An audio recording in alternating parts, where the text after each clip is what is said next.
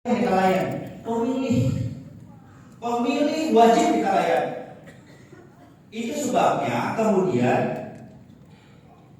kenapa penekanan terhadap memenuhi tanggung jawab kita, hak-hak pemilih itu harus kita dahulukan.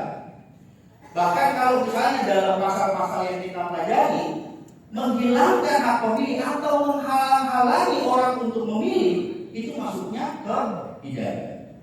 Dia bisa dihukum pidana. Saking tingginya kedaulatan ya, karena itu tafsiran dari kedaulatan rakyat kemudian diturunkan sampai kemudian dia diberikan hak untuk memilih. Tapi tadi itu kan terlalu luas bagi kita di KPU. Tadi kita tahu standing posisi kita di mana. Teman-teman nanti yang bertugas di KPPS, di TPS, teman-teman KPPS yang bertugas di TPS, betul ada pemilih, tapi dia bukan masuk dalam DPT kita. Dalam banyak kasus ketika Pilek-Pilpres atau bahkan kejadian ketika PSU tahun 2020 kemarin, ada urusannya sangat emosional.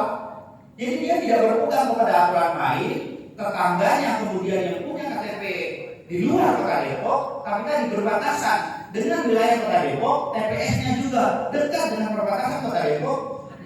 Dan sejak awal pemilih itu merasa bahwa dia lebih dekat dengan politik atau sosial politik di Kota Depok dan punya calon untuk pilihan calon di Kota Depok, kemudian memaksakan diri untuk nyoblos di Kota Depok. Padahal secara aturan dia nggak masuk dalam DPT Kota Depok.